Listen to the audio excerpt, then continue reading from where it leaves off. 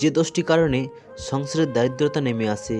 Number 1, খুব দেরি করে ঘুম থেকে উঠে সোজা বাসি কাপড়ে রান্নাঘরে চলে গিয়ে রান্নার ব্যবস্থা করা, এতে সংসারে অমঙ্গল হয়।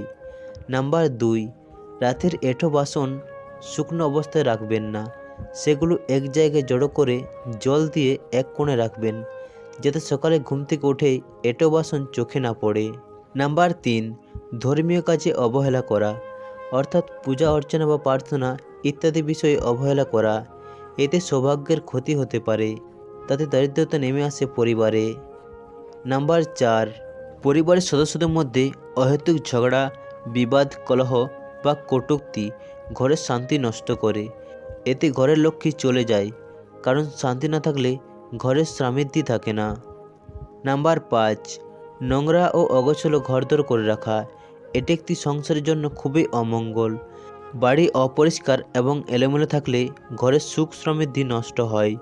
নাম্বার 6, দুপুর 12টার আগে অন্তত ভাতের হাঁড়ি বসিয়ে জলে চাল দিয়ে দেবেন, কারণ 12টার পর বারবেলা ধরা হয়, তাই তখন ভাতের হাঁড়ি বসালে সংসারে দারিদ্রতা নেমে আসে।